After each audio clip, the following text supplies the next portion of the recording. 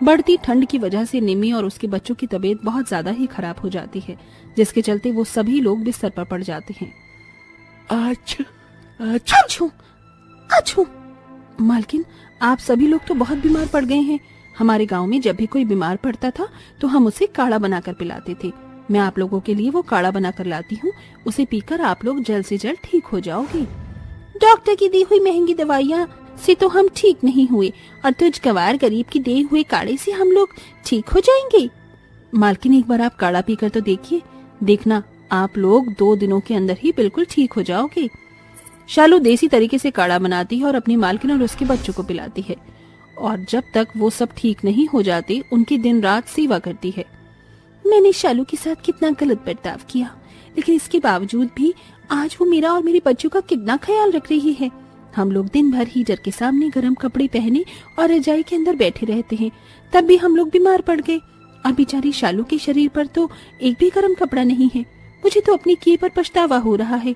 वैसे ये शालू गई कहाँ? आज तो उसकी सैलरी देनी थी और आज ही ये जल्दी घर चली गई। कल क्रिसमस है, एक काम करती हूँ, शालू और उसके बच्चों के लिए कुछ सामान ले लेती हूँ और उसकी सैलरी देने उसके घर चली जाती हूँ। वो और उसका परिवार वाले खुश हो जाएंगे। शालू मन ही मन अपनी गरीबी के बारे में सोचती है और सारे काम खत्म कर अपने घर जाती है, जहाँ वो देखती है कि उसके दोनों बच्चे ठंड में कपकपाते हुए रो रहे हैं। क्या हुआ बच्चों, तुम रो क्यों रहे हो? माँ, अपनी धूप में फटी हुई रजाई रखी थी ना, आपके जाने के बाद अचानक बारिश हो गई और सारी की सारी रजाई भीग के खराब हो गई। अब हम लोग क्या ओढ़ेंगे?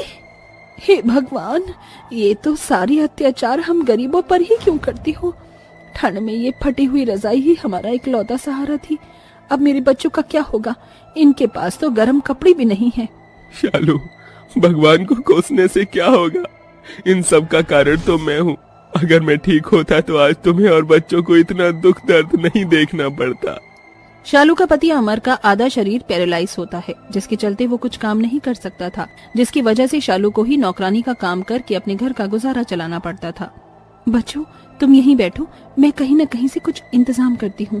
इतना कहकर शालू बाहर मंडी की तरफ निकल जाती है, जहाँ वो देखती है कि काफी सारे सब्जी वाले बैठे हैं, जिनके पास बहुत सारे बोरे रखे हुए हैं। भाई साहब, ये सब्जी का बोरा कितने रुपए का है? अरे ये तो हमारे किसी भी काम का नहीं है। अगर आपको इसकी जरूरत है तो आप इसे ले सकती हैं। शालू सब्जी वाले से बोरे ले आती है और उन्हें आपस में सिलकर उनकी एक चादर बना देती है और अपने बच्चों और पति को उड़ा देती है। माँ, ये तो बहुत चुभ रहा है।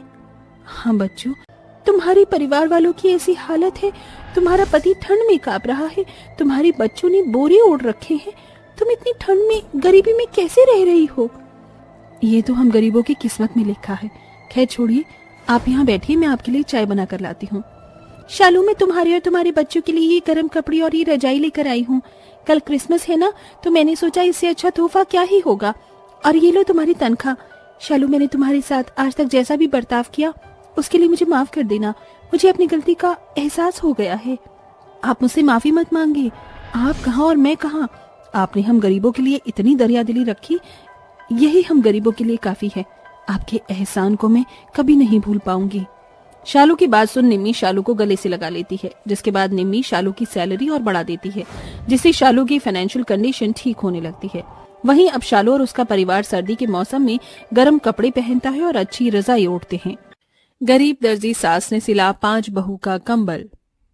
हट यहाँ से, मैं यहाँ बैठूंगी। नहीं नहीं, यहाँ मैं बैठूंगी। तू कब से चूल्हे के पास बैठी हुई है?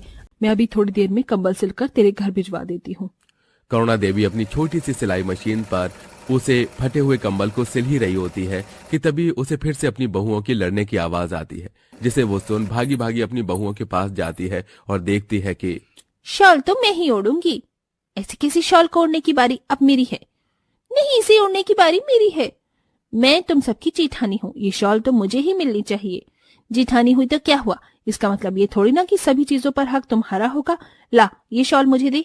5 बहुएं शॉल को अपनी अपनी तरफ खींचने लगती हैं, जिसके चलते खींचतानी में वो शॉल फट जाती है और 5 बहुओं के हाथ में शॉल का एक एक टुकड़ा आता है, जिसे देख करुणा देवी आग बबूला होकर कहती है, करम चलियो, ये शॉल मुझे तुम्हारे ससुर जी ने दी थी। मेरे पास उनकी आखिरी निशानी रह गई थी, लेकिन तुम 5 ने इस शॉल को फाड़ दिया। माँ जी, आप देखिए ना, बाहर कितनी तगड़ी सर्दी है, चारों तरफ ओस ही ओस है। ऐसे में हम पांचों बिना शॉल कंबल के कैसे रहेंगे? हाँ माँ जी, हम भी पांचों इस रोज रोज की लड़ाइयों से थक चुके हैं, लेकिन ठंड के कहर की वजह से हमें मजबूरन ठंड से बचने के लिए लड़ाई करनी पड़ती है। अपनी बहू की बात सुन करुणा देवी कुछ नहीं कहती और वहां से चली जाती हैं और अपनी पुराने संदूक को खोलकर उसमें से एक बहुत पुराना कंबल निकालती है।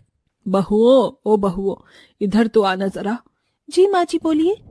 अब तुम पांचों को ठंड में ना ही तो शॉल के लिए लड़ना पड़ेगा, ना ही हाथ पैर सेकने के लिए।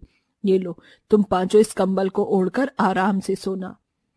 आखिरकार इस सर्दी से राहत तो मिली। दिन से रात होती है और पांचों बहुएं कंबल ओढ़कर सो जाती हैं, लेकिन कंबल की जगह जगह से फटने की वजह से हवा कंबल से आसानी से अंदर बाहर हो रही थी, जिसके चलते इस कंबल में से तो आसानी से हवा अंदर बाहर हो रही है। मेरे पैर तो बर्फ की तरह ठंडे हो रहे हैं। इस तरह रोज कंबल के लिए लड़ते थे, इसलिए माँ जी हमसे परेशान होकर चली गई। मैं अपनी बहुओं को छोड़कर कहाँ जाऊंगी? माँ जी, आप कहाँ थी? आप हमें ऐसे बिना बताए कहाँ चली गई थी? मैं तुम पांचों के लिए कुछ लाने के लिए गई थी। ये देखो। इसमें क्या है माँ जी? खुद ही खोल कर देख लो, पता चल जाएगा।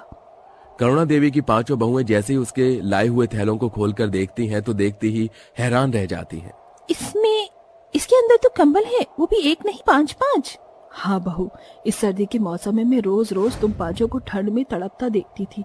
तुम पांचों को ऐसे देख मेरा कलीजा मानो फट जाता था, इसलिए मैंने तुम पांचों के लिए ये कंबल खरीदा। इसका मतलब आप जो दिन रात ठंड में बैठकर कपड़े सिला करती थी, वो सब हमारे कंबलों के लिए था? माँ जी, हमें माफ कर दीजिए, हम लोगों की वजह से आपको ठंड में दिन रात मेहनत करनी पड़ी। हमें माफ कर दीजिए, हम तो भूल ही गए थे कि आपको भी हमारी तरह सर्दी लगती होगी।